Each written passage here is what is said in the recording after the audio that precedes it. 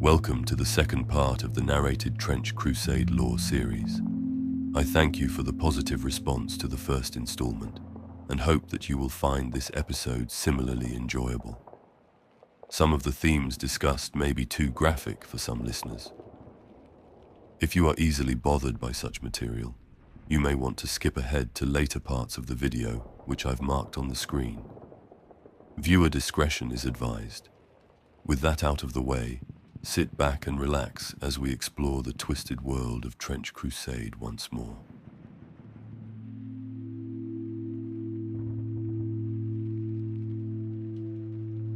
Jutting from eternally belching plumes of stinking, corrosive smoke is the iron city of Diz, and atop its shrieking black keep can be found the infernal war council. There sit 7 of the greatest, most wicked and cunning of archdevils, each representing one of the 7 mortal sins made manifest. They are the rulers of the court of the 7-headed Serpent, which oversees Hell's war against creation on Earth. Each is known as one of the heads of the Serpent, and ultimately, it is their commands that dictate all the military forces of the Great War in the service of the infernal hierarchy. In this twisted, treacherous, and ever-shifting political arena, even the mightiest of devils rarely sit at the Great War Council for long. Towering statues of the serpent heads, representing wrath, envy, pride, gluttony, greed, sloth, and lust, are erected in Dis by slavering work gangs of Yoke Fiends, only to be torn down again and crushed into rubble as new devil lords rise to the pinnacle of power by trampling over their rivals. The hierarchy of the court is anything but stable. Only Mammon is said to have held the position of the serpent head of greed, almost without break, for the duration of the entire Great War. Other positions have seen a bewildering parade of dukes, marquises, margraves, barons and baronesses, paramounts, princes, lords, ladies, earls, and myriad other high nobles that make up the infernal hierarchy. This whirlwind of political glory, followed by utter ruin, is reflected as shifts of power amongst their mortal followers on Earth.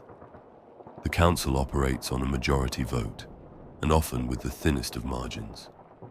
It takes very little for an ambitious prince or princess of hell to make so many enemies that they are deposed and their wings torn, forcing them to begin their ascent from the bottom once more, with the mockery of their rivals burning them like venom.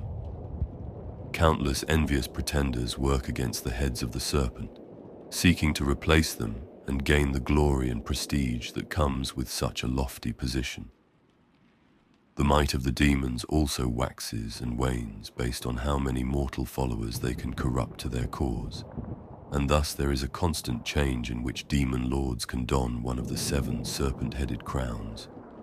While Beelzebub is the most powerful devil of gluttony by far, the Lord of the Flies scorns his rightful place at the court, waging his battle against creation through his black Grail instead. This leaves his seat open so the lesser fallen angels can struggle for the honor of sitting on the hungry throne. Upon the commands of the court, the warbands of hell gather at the Hellgate and strike out to blight our unhappy world. Yoke Fiends muster under the banners of their Praetors and Sorcerers. The shattered forms of the Hell Knights are forced into their suits of armor, emerging from their fiery tombs where their bodies are kept crushed under mighty, ever-turning slabs of black basalt while they are not serving in the war effort. Desecrated Saints are brought forth to act as unholy war altars that pollute and pervert the land which they travel over. Ahead of the warbands fly pit locusts, the clatter of their wings heralding the coming of the court, their poison stings leaving burns that cannot be healed. And sometimes, when the deathly omens in hell's burning sky and black stars are favorable, a hunter of the left-hand path will join a warband as they strike out from the mouth of hell. As the warband marches to join the Great War, joyous and triumphant music played by unseen hands can be heard at these times, for taking part in one of these hunts is seen as a great privilege within the Sheol.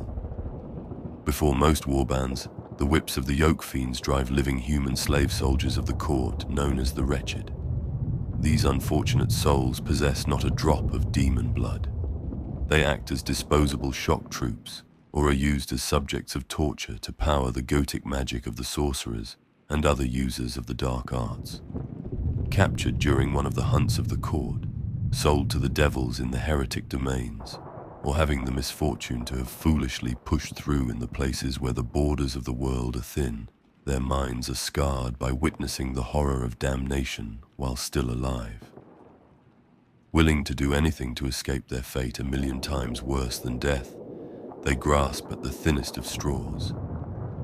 Should a wretch bring down a mighty opponent, the law of hell is clear.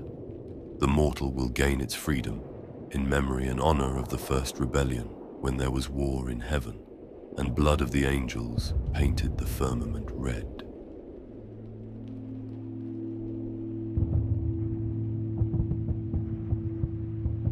When the gate of hell was opened by the ultimate heresy of the Templars, it was the war bands of the court that poured out and took the Levant by the storm, long before the first heretic legion was ever formed. They fell upon the people of the Middle East, Asia, and Europa. They crushed the mortal armies sent against them like fire-burning dry chaff. Only at Antioch and at the Iron Wall were they eventually checked, though at a terrible cost. Meanwhile, awed even by these least of hell's servants, countless men and women fell to their knees at the sight of the dark splendor of the court and worshipped them as gods. Those with truly wicked hearts were spared, and they became the first heretics. Eventually, their numbers would swell into the millions, who now fill the teeming cities and domains under the shadow of the Hellgate. Being both of the material world and of the world of spirit, the court's foot soldiers can march to make war on earth without a fear of divine retribution, as they do not break the covenant of hell. The court also carefully limits the size of these war bands, so that most of the suffering and dying of the great war is done by mortals, both to spite the god-tyrant Yahweh, but also to enhance their own power. As more humans are corrupted and die in the rebellion, the more God's plan is disturbed and the greater the power of the devils waxes. The missions of the court against the faithful do not follow the same logic as one immortal commander might have. A mighty Preator could strike at a militarily insignificant village only to kill a newborn future saint, betray their own mortal followers by suddenly falling upon some unsuspecting heretic settlement, or even clash with a war band of a rival head of the Serpent. The wise do not question the motives of hell's rage, and heretics accept these occasional attacks against their forces as a fitting judgment for their lack of success in the war against the faithful.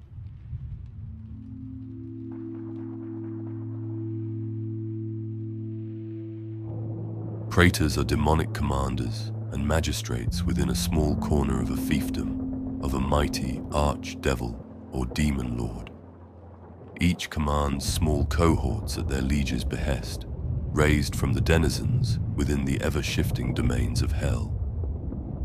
Yoke devils muster at their command, and hell knights, bound to blind obedience, bend their knees to these field commanders of hell. Though mortals who have seen a praetor and lived to tell the tale often believe they have seen the very devil himself, this is not so. In truth, praetors are the twisted offspring of a beast such as hyena or jackal and a devil, granting each praetor demonic cunning and bestial strength. However, due to its lowly mortal blood, it is not able to attain the important command positions unless they show great strategic acumen or cruelty over long years of service. Being a descendant of celestial beings, no matter how fallen and tarnished, each praetor is a mighty being, towering over lesser creatures. They are born with 4 faces, matching the features of their angelic progenitors. The human-like face of each praetor is then ripped away at birth by midwives of Lilith, both to scorn their divine heritage and to mock the Trinity, leaving them with 3 faces, each capable of independent thought and speech. Their three mouths weave a web of lies and hypnotic magic through their three voices that can speak of the same subject simultaneously, subtly twisting and corrupting its words as it makes false promises to those the Preator wishes to lead into ruin. Their wings carry the likeness of their bestial broodmothers, with fanged mouths that vomit gore whenever human blood is spilled in the name of a Preator. Such blood can then be used to power the Goetic magic it uses. Despite their low-born status in Hell's hierarchy, Praetors are very useful to their masters. As they are partly born as creatures of natural order, they can sneak into the mortal realm without breaking the covenant of Hell, which binds each rebel seraphim. Thus they can lead the hunting parties of the court to plague Earth without triggering a direct confrontation with heaven. Thus court's warbands are most often led by one of these blasphemous cambions as they hunt for their lord's enemies, desecrate holy places, or seek to recover ancient relics from the time of the first rebellion, when fallen angels reigned on earth like burning stars.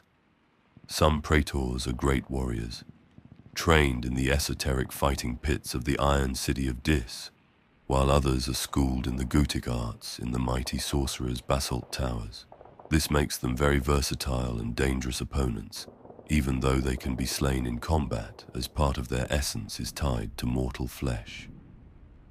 Thus, even though Praetors are treated with disrespect by the devils and lords who make up the court, oftentimes they are gifted powerful weapons, talismans or armor so they can carry out their duties.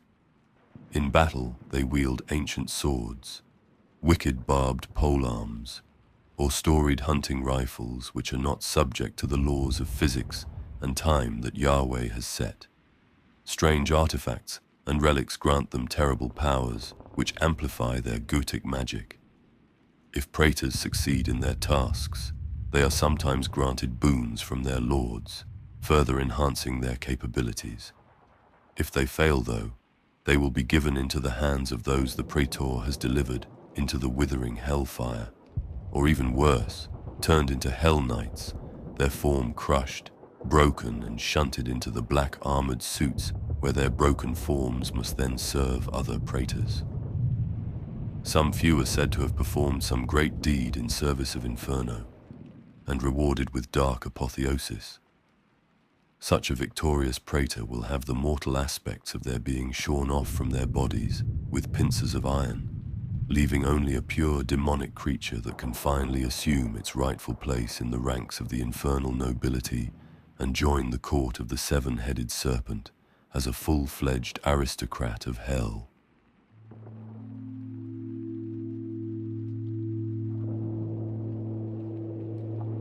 Atop tall towers clawing against the black sky of hell, the sorcerers of the court of the seven-headed serpent perform rituals and spells to advance the schemes and machinations of their lords. They meditate in the scrying chambers, and the eerie sound of their insane chanting echoes throughout their lord's fiefdom. It is their ululating cries that summon their lord's warbands to battle. A mighty devil lord might have thousands of sorcerers under their command. Each is formed from a tiny sliver of a fallen angel that shattered after being cast out of heaven. Not truly dead or alive, they exist at the exact moment when their original divine life ended. They have lost all the seraphic gifts their original whole form once had, but thanks to their celestial origins, no matter how fallen and diminished, they possess the potential for channeling great power, acting as conduits of magic. The sorcerers study their secret spells of destruction and manipulation from ancient tablets found atop many peaked and unsettling mountains of hell. For just as Yahweh gave his laws atop of the holy mountain, so does hell provide its power to its dark arts from pinnacles of hell. To find the tablets, the sorcerers use blind augurs and soothsayers who wandered too far to seek enlightenment and found damnation instead. After listening to the clues of their diviners, sorcerers study the ancient lore and ever-shifting maps of hell that fills their blasphemous libraries. When the time and place is discerned, a great expedition is mounted to discover one of these priceless tablets. It may take decades or centuries or even millennia to find the tablet, for time in hell flows in uneven waves shifting back and forth, and the wilds of hell are ever-changing and filled with many strange and deadly creatures. When the expedition reaches the appointed mountain, the sorcerer must climb to the top alone. The mountain's crown is ringed with standing stones that hum with a coiled power, and above the stones, a great pillar of smoke hangs like an abscess in the sky, and fell voices whisper from it. The sorcerer enters the ring, praying to his dark masters that he will return with the prized tablet. Then the presence in the smoke judges them. Most are found unworthy, and the tablet melts their body over 7 years, draining its tarnished divinity to enhance the spells inscribed on the tablet for a more worthy sorcerer to find. In the rare case of when a sorcerer returns with one of these tablets, armies of demon scribes must translate and decipher what it does. Oftentimes the results are catastrophic. It is not uncommon for one of the Devil Lord's keep and its surrounding fiefdom to be completely annihilated by the power found in these tablets. But some are successful, and the sorcerer becomes a mighty master of Goetic spells of the tablet. Their spells powered by the suffering of wretched mortals, the court buys from the hell's markers, or acquires as tithe from their mortal followers. Each sorcerer specializes in a school of one of the 7 deadly sins. Sorcerers come in many forms and manipulate their own bodies to better cast the mighty spells they are charged with. Some have many arms, others multiple heads, or countless alterations and terrible improvements.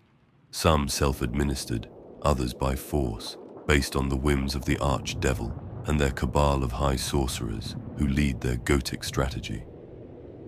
Sorcerers' feet do not touch ground, a distant echo of their angelic past, but instead float across the battlefields of no man's land, chanting the cruel gospel of hell as they advance. Their dark wisdom and cunning makes them equally capable of leading one of the court's warbands, or acting as advisors to one of the nobles of the court as they stride forth into the mortal realms.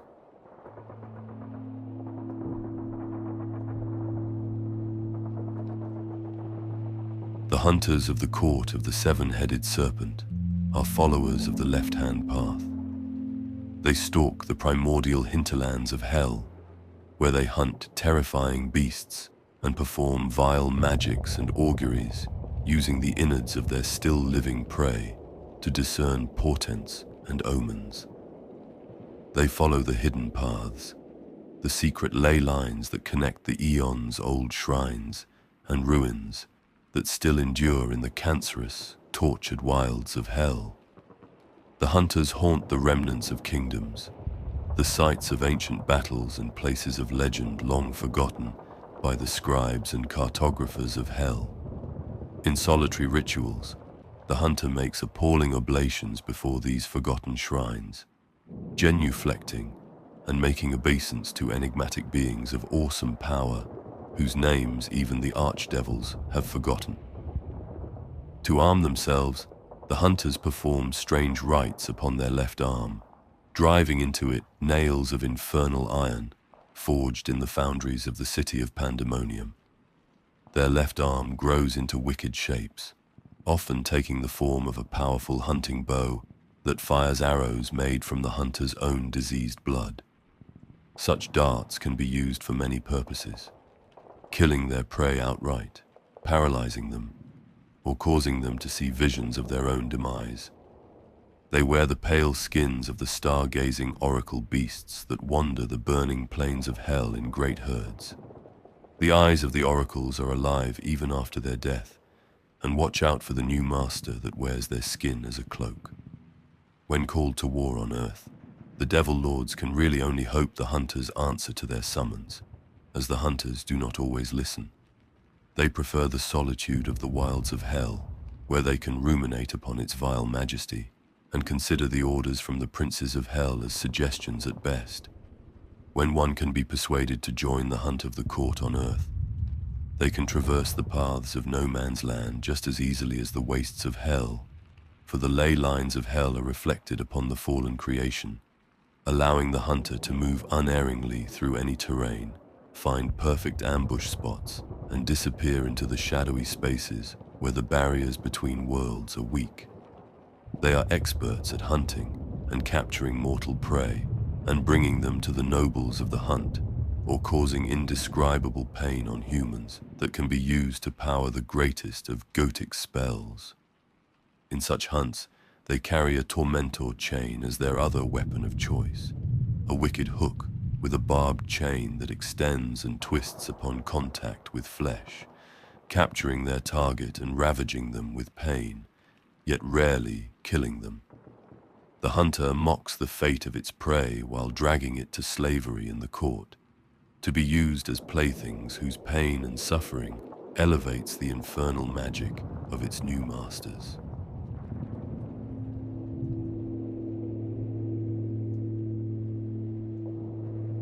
The silent battalions of hell, summoned to serve when the court of the seven-headed serpent, are composed of hell knights.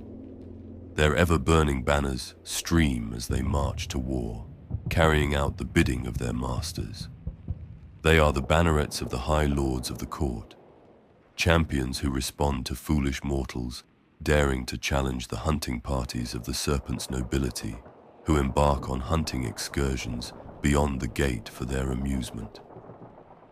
Heretic priests whisper that these infernal warriors were once lesser fallen angels or mighty mortal champions elevated into devilhood, but then cursed by their liege lords for some slight, real or imagined. Cast out from the burning palaces of the pit, the alabaster architecture of their bodies is now bound, twisted, and folded upon itself 1,000 times, and encased in a tomb of their once splendid armor that is now their eternal prison. It is said that to glimpse the body inside is to gaze upon the sheer horror of divine flesh, warped with glaring eyes of light, mouths uttering blasphemies, and pulsating inner organs that gibber and shriek, crushed into a space barely 1/10 of their original form. Despite a reduction in stature, they retain their inordinate pride and brook no insolence from the wretched mortals that serve them. Once party to the secrets of creation, now their minds are clotted with endless blood-red waking dreams. Their thoughts are crushed to a singular, jagged prism of murderous obsession, their form tormented by the cold of the earthly realm they are forced to endure just as humans suffer in the flames of hell. They are mighty still, but less than nothing compared to the exalted glory of their original forms. Even so, next to a mortal soldier, they are terrifying and implacable foes. They wield ancient and wicked weapons such as greatswords, battle axes, and arquebuses, forged by the household smiths deep in the bowels of their demon lord's keep. Though the appearance of such armaments is archaic to mortals, they are easily a match for even the most advanced arms from the foundries of New Antioch or laboratories of the House of Wisdom. On their helmets they carry the seal of the great demon spirit that they serve, and about them float eerie corpse candles that act as conduits to Goetic magic.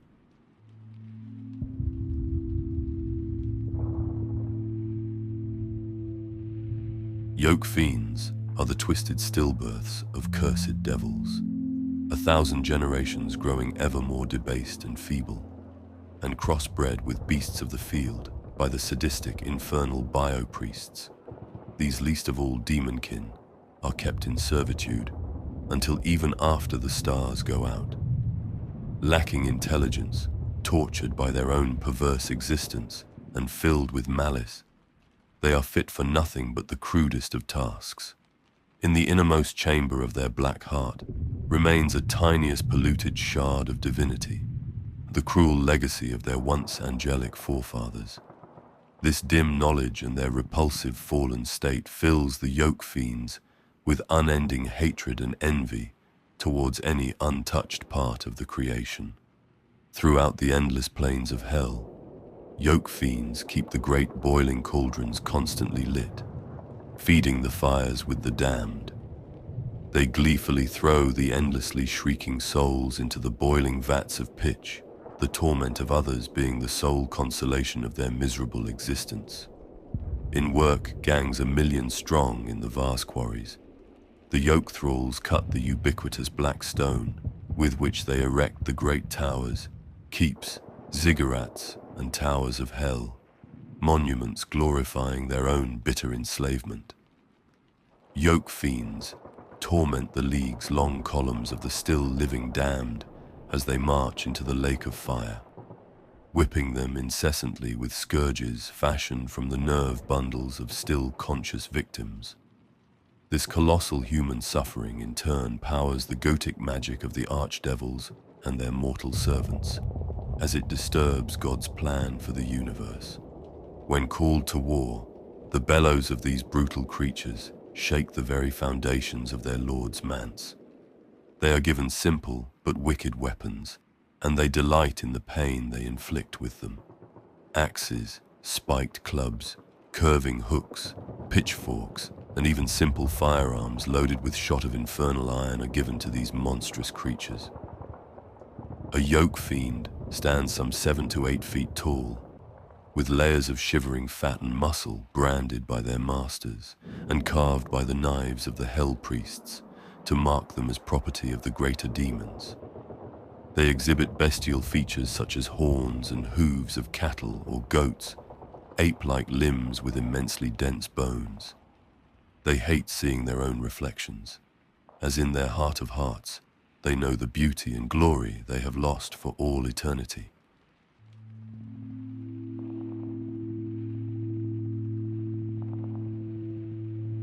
Both the heretic legions and the court of the seven-headed serpent make use of slave soldiers known as the Wretched. Many unfortunate people fall into the hands of the heretic warbands, either during one of their many raids or battles, or purchased from the slave markets within their own domains. Some are foolhardy adventurers who travel into the domains of the damned and are caught by their ever-watching patrols. They are used as a form of currency, and many heretic priests pay their taxes to their demon overlords in this form of human flesh. The lot of the Wretched is grim and terrible, as they are worked to death in the factories of 66 lords, butchered for meat, or worst of all, sold to the agents of the court of the seven-headed serpent, and taken through the Hellgate. Yet one path to freedom exists. The Wretched can volunteer to serve in the legions, as the lowest of low, the most disposable of penal troops. Such desperate men and women are branded with cursed flesh-eating tattoos as a safeguard against escape attempts, and heavily drugged to degrade and dull their will while still leaving their aggression intact. Even worse fate awaits those Wretched who end up in the hands of the court of the seven-headed serpent. As these unfortunate souls possess not a drop of demon blood, they are used as disposable shock troops, or are to be used as subjects of torture to power the Goetic magic of the sorcerers and other users of the dark arts. Captured during one of the hunts of the court, sold to the devils at the heretic domains, or having the misfortune to have foolishly pushed through in the places where the borders of the world are thin, their minds are scarred by witnessing the horror of damnation while still alive. Willing to do anything to escape their fate worse than death, the Wretched grasp at the thinnest of straws. Should a wretch bring down a mighty opponent, the law of hell is clear. The mortal will gain its freedom, in memory and honor of the first rebellion, when there was war in heaven, and blood of the angels painted the firmament red.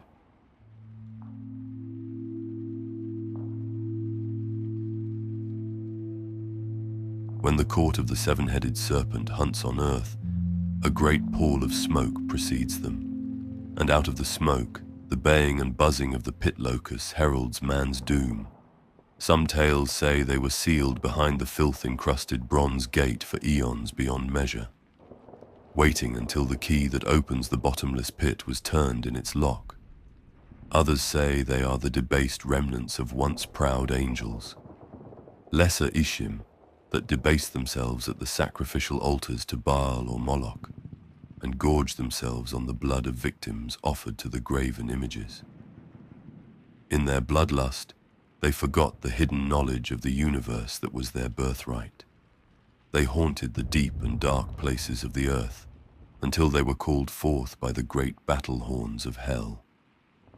What is known for sure is that when the gate of hell opened, terrifying swarms of the pit locusts appeared. They delight in tormenting mankind and are imbued with feral cunning and wicked bloodlust.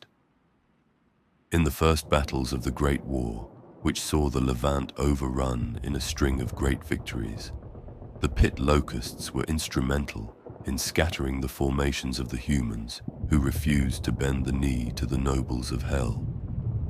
As a reward for their part in the battles, the pit locusts were granted the right to hunt with the court of the seven-headed serpent and take their share of the spoils and gorge themselves on the vanquished.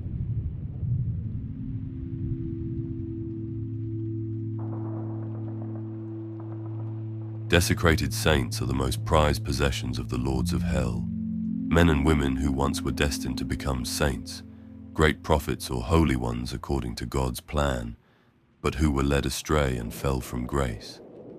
Many of them were once righteous rulers or religious leaders, dedicated to bringing prosperity and glory to their people. But pride, desperation, or an eagerness to achieve martyrdom led them to commit some indelible sin or evil, often for the motives they believed to be good and pure.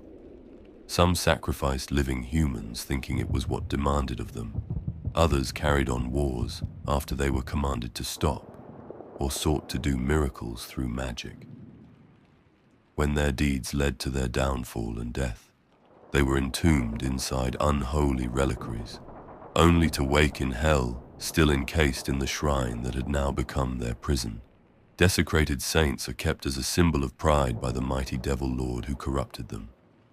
The body of the reliquary is made up of the saint's retinue in life, as well as the greatest vanquished foes which are continually added to it over the aeons of its existence. The husks of these devout who swore to follow their holy leaders to death and beyond form the towering body of this abomination. Their remains, along with their armor and weapons, are tarnished and corrupted and fused together over the long millennia into a walking prison within which the desecrated saint remains conscious in death to witness the never-ending fall and cost of their folly. The accretion of corpses, weapons, and relics is a testament to the power of the devil lord that controls it, and there is a fierce competition between the archdevils to see whose desecrated saint displays the greatest splendor and prestige. As this walking blasphemous tabernacle vanquishes champions of Yahweh over its eternal existence, it collects their shields and bucklers to hang about its body, a mockery of the Tower of David with its 1,000 bucklers. When the court travels to either make war or hunt, this blasphemous tabernacle often goes with them, both as a terrifying battle standard, but also a potent weapon of war. Due to the deviation of the saint's mission to the service of evil, a dark aura surrounds it. Within this area, the laws of God are perverted or cease to exist.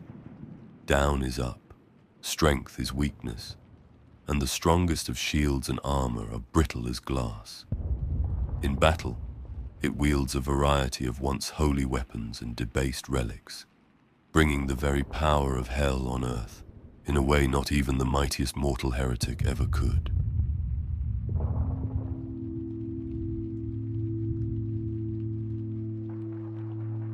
Goetic Warlocks are horrific creations from the death factories of the third circle of hell, manufactured from captured priests, prophets, vicars, rectors, and monks.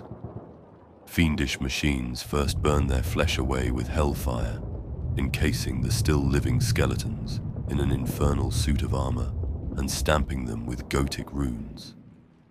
The process is so agonizing that they consent to a demonic pact to bring end to their pain.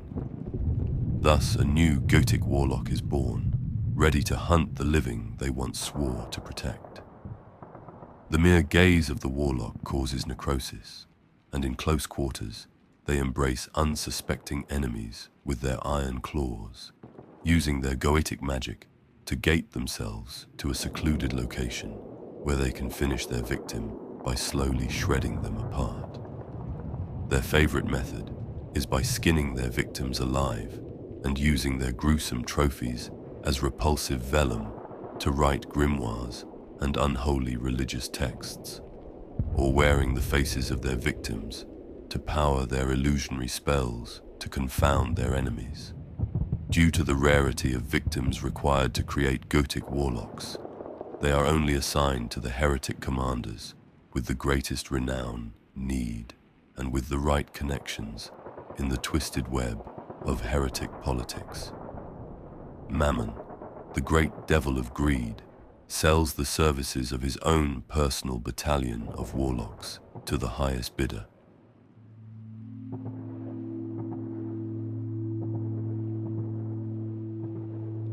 Amalgams are triumphs of the dark genius of Beelzebub, and they exemplify how no tool is too lowly for the Lord of Flies to use in his quest to mutilate the creation and reshape it in his own image.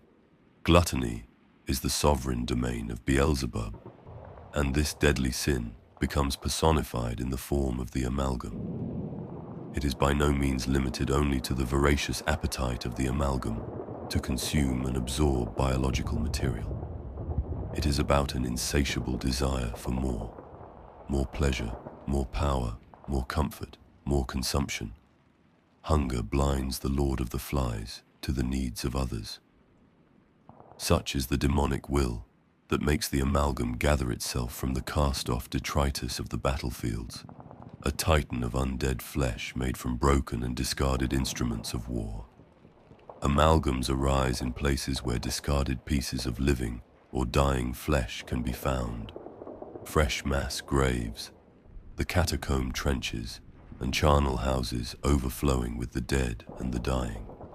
The piles of discarded limbs from the field hospitals, and hiding places where cowards huddle in bunkers and dugouts, vainly hoping that the wrath of Beelzebub would pass them without harm. With enough material at hand, the Black Grail melds the flesh and bone into a shape pleasing to the Lord of the Flies. Once thousands of pounds of material have been absorbed, the amalgam lurches to its feet, towering over mere humans, with its flesh and bone continually churning and shifting as it shambles to join one of the warbands of the Grail. Its hunger knows no bounds, and no amount of flesh will sate it.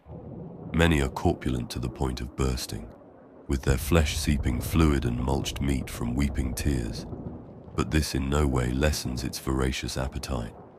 An amalgam is almost impossible to stop with conventional weapons, as even high explosives can do damage only to some part of its corpulent mass, which are simply discarded, revealing new layers that make up the innards of the amalgam, with new screaming faces emerging from beneath the bulbous layers of muscle, fat, and bone.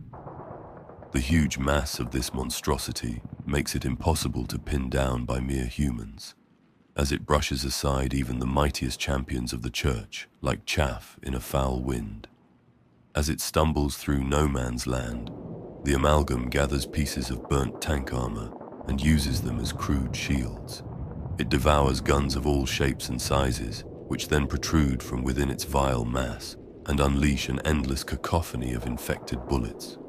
In close quarters, it slashes with corroded blades and spiked clubs wielded by countless misshapen arms, while its elephantine legs crush those in its way into a disgusting pulp, finally absorbing any living material it overwhelms in combat into its foulness. The coming of the amalgam is heralded by the war cry emanating from hundreds of heads that protrude from its body, each adding to the lamentation of its painful and voracious existence, a song that echoes pleasing in the ears of Beelzebub. The amalgam's enemies then hear its thunderous footfalls, which shake the very ground. For most, it is the last sound they will ever hear.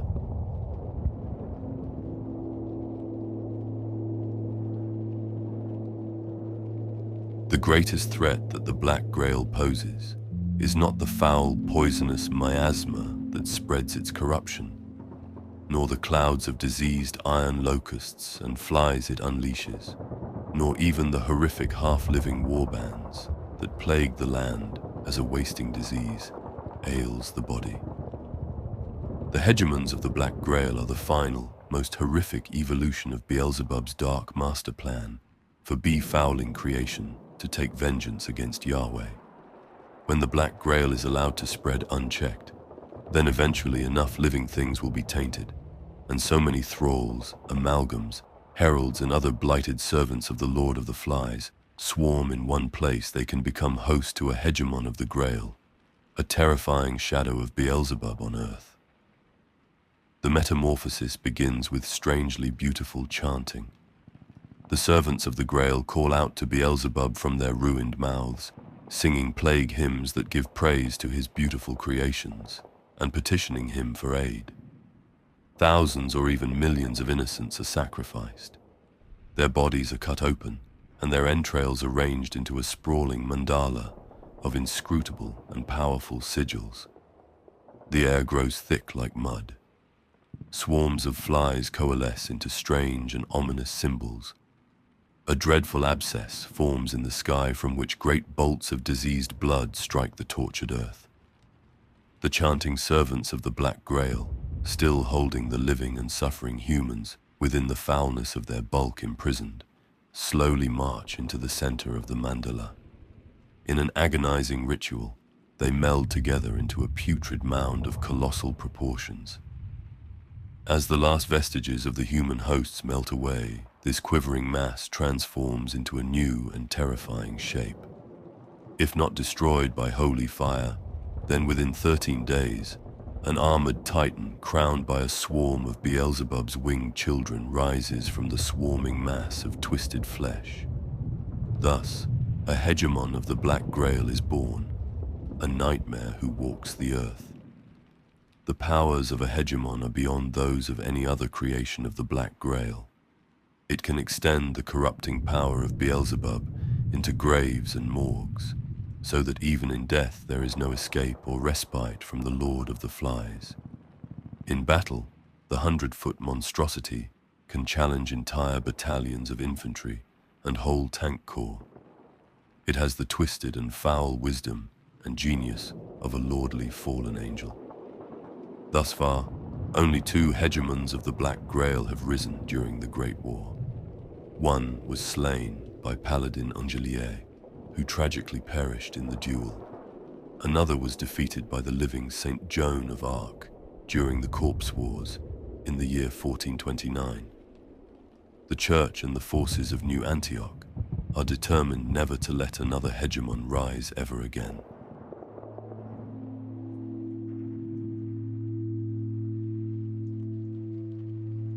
In the annals of the Great War, 2 mighty hegemons of the Black Grail have risen, Yersinia Rex, Emperor of Pestilence, and Fabris, the rotting bride of Beelzebub. Each of them was destroyed, but at an unimaginable cost to the forces of the great tyrant Yahweh, whom the Lord of the Flies seeks to overthrow. Even the great Paladin Engelier, the Sword of Heaven, died confronting the might of a hegemon. With the ascension of a hegemon, the hideous power of the Black Grail is exalted. Beelzebub grows sleek and fat, and like a magnanimous king, bestows blessings and gifts upon his most favored children. Beelzebub's insidious grip over his Grail thralls greatly increases. They move with more grace, and the exalted blessings of the Grail opens their ruined minds, allowing them to truly witness the rotting glory of the Lord of the Flies, and enabling them to understand more complex weaponry. In turn, the nobles that make up the ranks of the Order of the Fly are given kingly gifts from their mighty liege. Full of the ascendant power of the Black Grail, how miserable they become when their hegemon lord falls in battle. Each hegemon is unique, and when slain, it can never be recreated. The ecstasy of the Plague Knights in the service of their dread ruler sinks into the deepest despair from which there is no escape. Their strain of the Black Grail is shunned by others of their kind, and they are no longer welcome at Ekron, the city of Beelzebul. They are cast out from the Order of the Fly for their failure. The Hegemon's strain of disease continues spreading and creating thralls, but they are born into a world bereft of their sires, leaving them hopeless and desolated. The eyes of the Plague Knights continuously weep cold black blood as they cry for their lost dark paradise that will never be again. The tantalizing dream of a great flood of pestilence that cleanses the earth is lost forever. Their mournful wails echo and reverberate through no man's land, a cry of sorrow deeper than any mortal can feel, and agonizing rage of black hatred that no mortal comprehends. They compose mournful paeans to their lost Hegemon, beautiful yet disturbing songs that promise nothing but never-ending death. Such shattered remains of the once mighty legions of the Hegemon take their vengeance on any opponent, regardless of their allegiance, even throwing themselves at other Black Grail warbands in futile acts of regret, trying to feel pain that would at least momentarily dull their aching feeling of loss. But no such hope exists in their eternal damnation. These bands, made up of the strains of fallen Hegemons, once mighty legions, form everlasting funeral processions for their dead masters. The echo of their cries and dirges accompanies their solemn steps, taking them from nowhere to nowhere. Their eyes are forever stained by the foul tears of the Black Grail, and their skin turns black and sloughs off, hanging in tatters like funereal garb. They seek lost artifacts and broken shards of armor and weapons of their lost liege, and fashion disturbing and rusted jewelry from these remains where the Hegemon's power still lingers beyond the grave. Few things that haunt the no man's land are more dangerous or more ghastly than these corruption-ridden echoes of the dark past, the funeral processions that last until time itself is no more.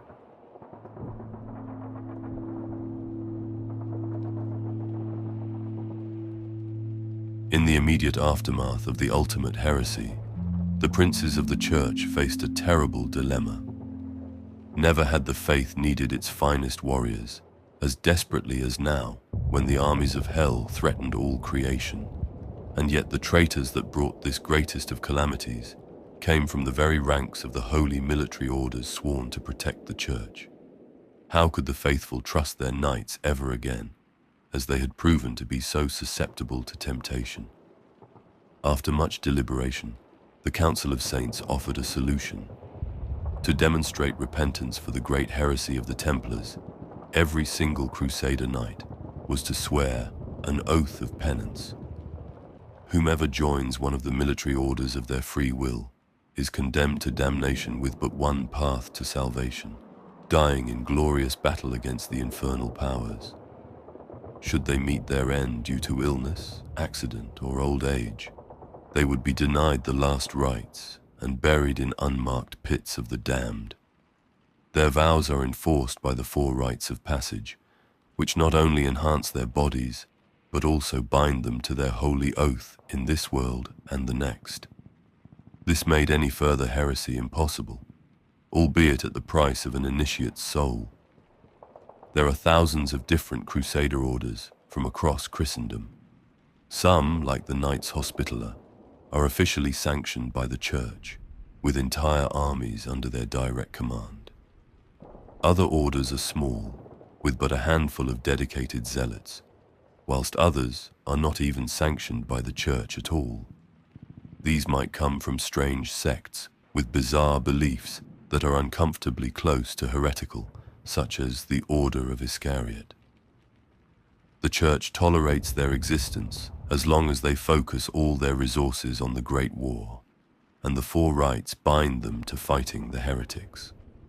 Some Crusaders balk at the 4 rites they must undergo, and if they refuse to do them, are cast out, hated by everyone they meet. Some of these exiles form pitiful bands in order to survive.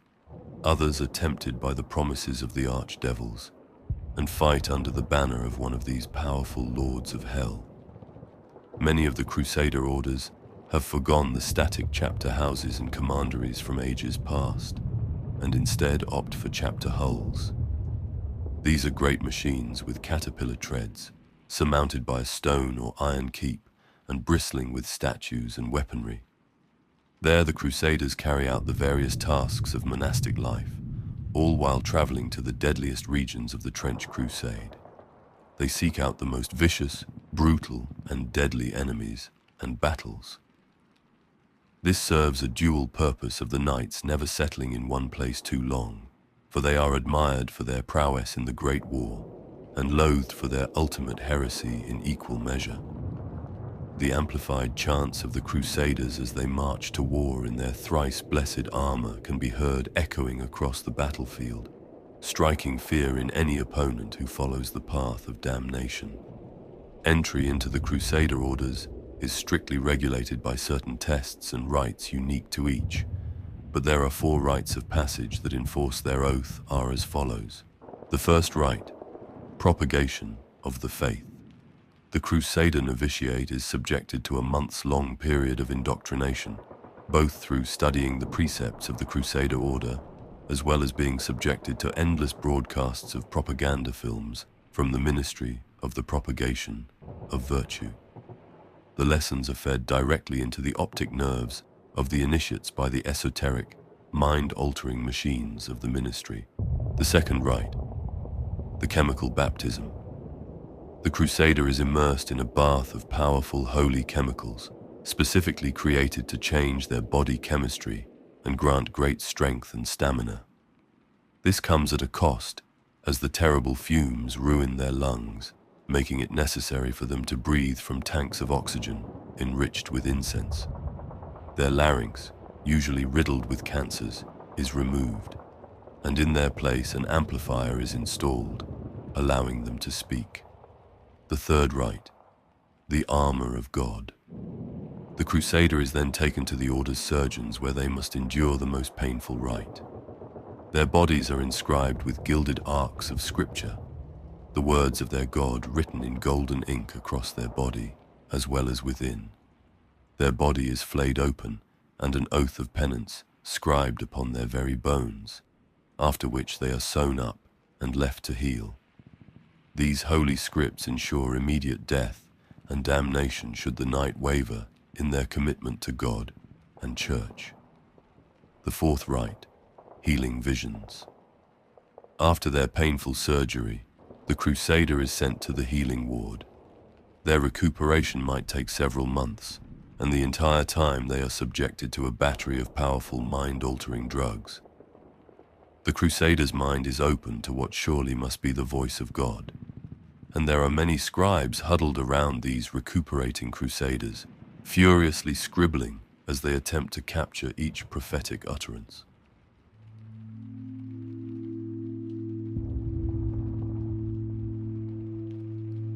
The Red Brigade is made of volunteers who have lost someone close to them in the battles of the Great War. The unit was founded by Saint Ernest, the sole survivor of the Second Battle of Acre, where he lost his brother Wilhelm to the forces of the heresiarch Berengar. It is said that when his brother fell in combat, Ernest donned the blood-stained helmet of Wilhelm and returned to the fray to kill heretics until there were no more left to slay. As silence finally fell over the battlefield, Ernest was the sole survivor of either side. Seeing this as an ordained miracle by the Almighty, he gathered the rest of his brother's bloodied armor and returned to the Principality of New Antioch. There he began recruiting volunteers for his vendetta. As a gifted orator driven by the anguish of his loss, Ernest soon gathered a following of many bereaved soldiers like himself. Thus the first Red Brigade was formed, and Ernst led his unofficial warband into the no-man's land on a hunt for heretics. His blood-soaked warriors soon began to resemble their leader in appearance, which earned the unit its name.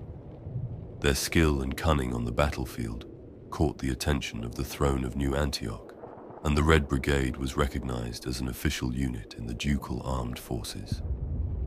Since those times, the Red Brigade has been used as the personal special operations force by the Duke of New Antioch. These driven soldiers undertake the most dangerous missions, where unsustainable casualties would make it impossible to use the regular units. To join the Red Brigade, a soldier has to volunteer, bringing to the recruiting officer a piece of kit tarnished by the blood of fallen comrades as proof of their right to serve as a blood pledge.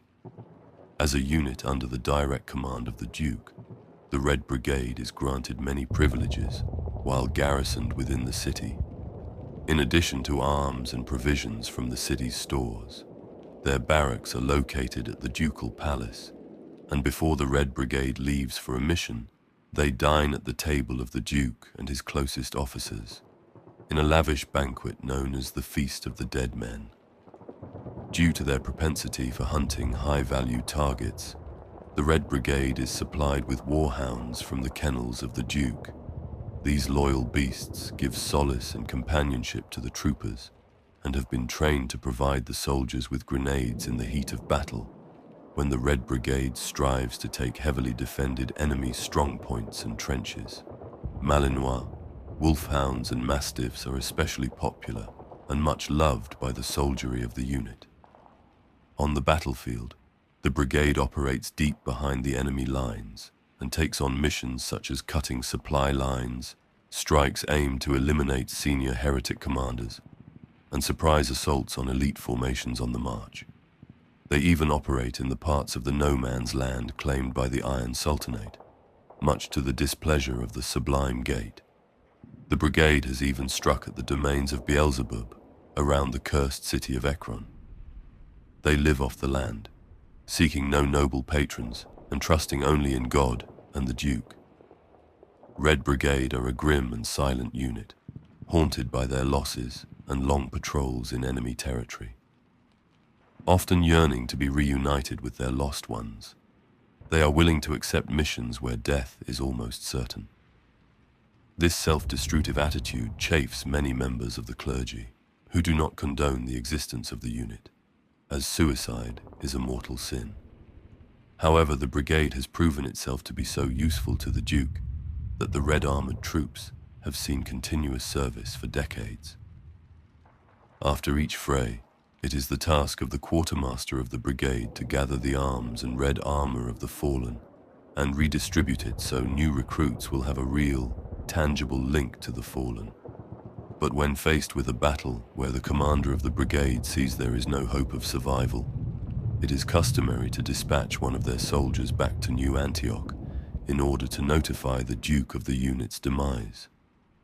This messenger is chosen by drawing lots, and the selected soldier takes the dog tags of the entire unit back to the home of all our hopes, to be hung from the walls of the Chapel of Remembrance, there to join the thousands that have given their lives for the brigade before. The last member of the brigade then asks for a personal audience with the ruling duke or duchess. The traditional greeting in such circumstances by the survivor is as follows: "The Red Brigade has fallen," to which the ruler of New Antioch solemnly answers, "And the Red Brigade will rise anew." Thus the recruitment of the new Red Brigade commences, and the cycle of violence, revenge, and blood begins once more.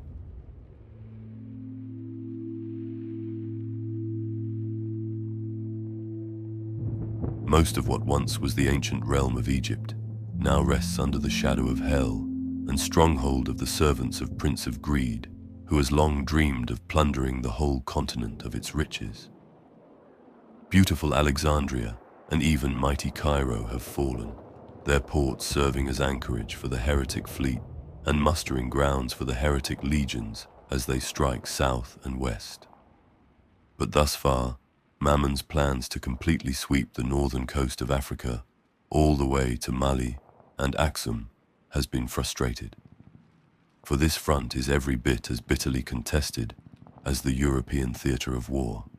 Here the heretic legions are opposed by a coalition of Nubia, Numidia, and the Solomonic Empire of Abyssinia, more commonly known as the Ethiopian Empire in Europa, that have thrown their lot together to resist the invader.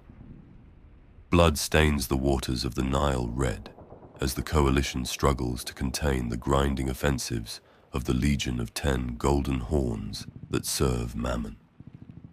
The plan of the Prince of Greed is twofold: to overcome the holy churches in Lalibela and to desecrate and auction off the legendary relics within the churches and cathedrals of Axum, and to claim the fabled gold mines of the Queen of Sheba for himself, which he covets beyond any other treasure trove on earth.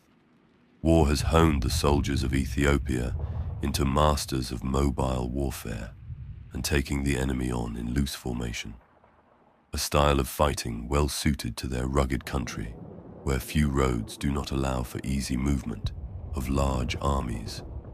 Most levies fight armed with rifles, seeking to close in on the enemy to ensure the effectiveness of their volleys, while the Chewa are the warrior elite, trained in hand-to-hand combat since childhood and encouraged to take on lions and other fierce predators as part of their upbringing. And warriors that have taken down a male lion single-handedly have the honor of wearing its mane as a headdress. Claiming a direct lineage from the legendary Queen of Sheba and King Solomon, the emperors of Abyssinia are staunch members of the Faithful Alliance and the representative of the African continent in the Sword Congress of Vienna. It is a matter of pride and prestige to the House of Solomon that the tithe to New Antioch is met punctually. So, once in 7 years the Nagarit war drums sound the kaitet, the call to arms. The volunteers gather at Axum, the spiritual capital of the nation, where the Ark of the Covenant is said to be kept under the watchful eyes of warrior monks who are born to their role and never leave their post. There is never any lack of warriors willing to join the expeditionary force to aid New Antioch. Adventure, unrivaled status given to those who go to serve the Duke, and the chance to fight the enemy at their heartlands ensures that the bravest young soldiers compete for the chance to join the expeditionary force. Before being accepted into the expeditionary force, all volunteers to New Antioch must make a pilgrimage to Abuna Yamatagu, the chapel that rests on a mountainside at a dizzying height of some 8,500 feet. It is the most inaccessible place of worship in the world, and the volunteers must travel to receive the blessing from this shrine in the sky, carrying their full military kit and gear. Miraculously, there have been exceedingly few deaths caused by soldiers losing their footing and plummeting to their deaths. Each one of those who have fallen have been found to be a heretic infiltrator, and their broken and rotting bodies are left unburied as a warning to those traitors who would defile the sanctity of the shrine. Once the pilgrimage is done, the forces assemble and are laden with gold, silver, precious stones, icons and holy relics as gifts from the emperor to the duke. The warriors of the emperor march to the hidden ports of the coast that are still free of the enemy. There is no land route for the warriors of Ethiopia to reach the principality, and the heretic fleet dominates both the Erythraean Sea and the Red Sea, leaving the perilous crossing of the Mediterranean as the only viable option. Thus, there is war on the waves of the Mediterranean as the faithful fleet clashes with the heretic dreadnoughts. Ships will be sunk, and the gold from the mines of the Queen of Sheba is lost to the sea. But when the songs and drums of the warriors of Solomonic throne can be heard in the harbor and echoing on the famed walls of New Antioch, the citizens know that the aid has come once more. Fewer than 1 in 10 of the volunteers ever returns to the rock-hewn churches of Lalibela to give thanks for their deliverance. The rest give their lives in the brutal battles in no man's land, like the countless millions before them.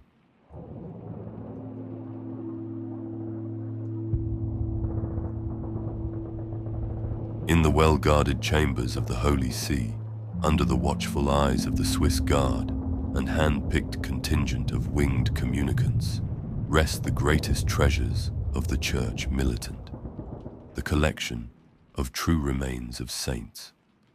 The bones of St. Barbara, the ashes of St. John the Warrior, severed hand of St. Teresa of Avila, reliquary of St. Andrew the General, and many others rest here protected by both the might of arms and prayers of the faithful. But few know of their true role. The long-dead martyrs of the Church form the supreme advisory body of the Church and the armies of the faithful. In times of dire need, their holy remains are brought to the great council chambers, so the princes of the Church, led by the Cardinal of War and temporal rulers of the free lands, can ask for their guidance. Such consultation is not undertaken lightly.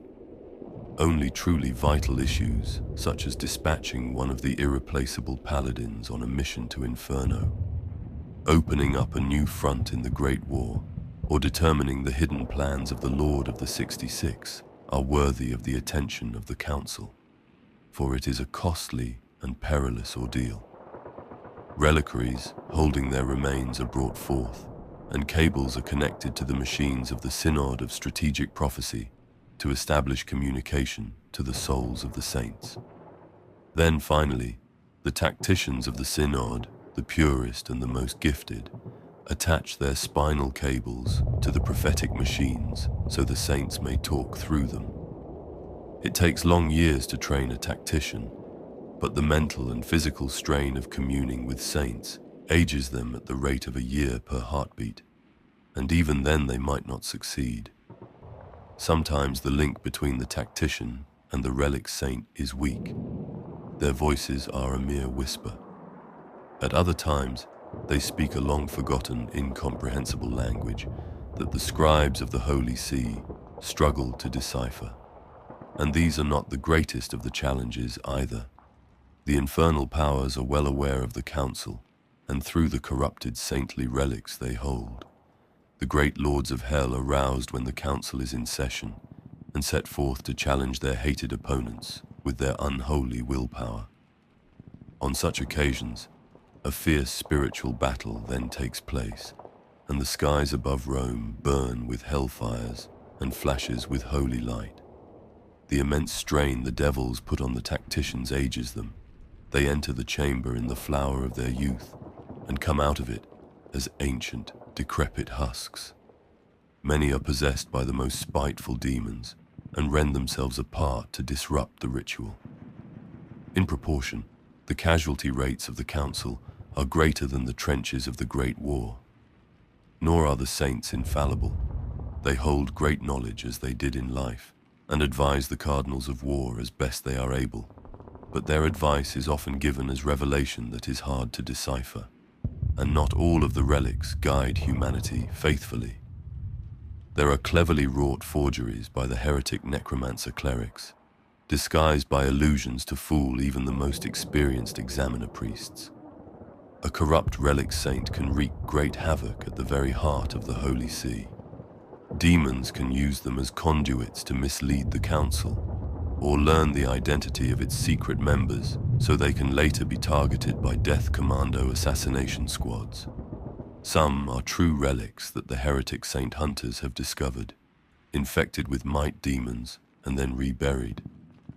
It often happens that during a council meeting, these vile creatures come forth and then silently enter the mouths and eyes of the mortal conduits of the saints. They burrow their way into the central nervous system of their victims, ending their lives in withering agony.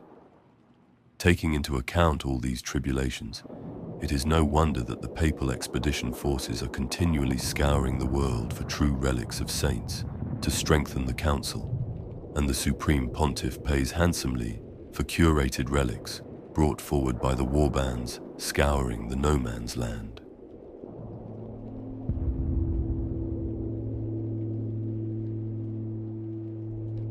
Sappers are part of the Sultanate's standing army, protecting the Great Iron Wall. As volunteer conscripts, they are deployed in the Underground Corps, whose mission is to intercept and destroy the ceaseless heretic efforts to mine tunnels deep beneath the mighty foundations of the Iron Wall. Here, in the darkness and dust, bitter battles are fought to stop the blind-clawed beasts heretics use to burrow their way into the realm of the Sultan.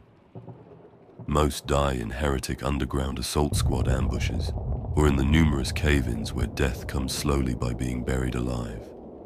Here war is fought with fire and bullet, poison gas, and fiendish traps that riddle the tunnel networks. If they can survive for a year, the recruits become hardened veterans and are then promoted into the Sapper Corps and can serve above ground once more. They have a reputation of great bravery and daring under even the most intense enemy bombardment, as after their horrifying ordeals underground every day under the sun is seen as a blessing from Allah. They operate the famed Sultanate great cannons, which have sent back countless heretic warbands and Shaitan's minions, though at an awful cost. It is easy to recognize a sapper from the horrific burns all over their bodies, which they carry with great pride, as a sign of great prestige and status. During their missions beyond the wall, they often carry experimental weapons, such as Alebozan shotguns, and defend or take over trenches and prepare positions for other advancing Sultanate forces. They are experts in both disabling enemy explosives and setting the ingenious Tuffenjeff, anti-personnel mines, which the sappers use to slow down enemy advance, so that the artillery of the believers can devastate the enemy as they deal with the cunningly hidden explosives of the sappers.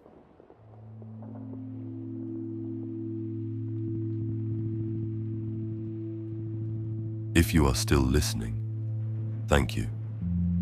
With this episode completed, we've covered almost all of the currently available, official Trench Crusade lore. I sincerely hope you've enjoyed my narration. Please consider liking the video and subscribing to my channel.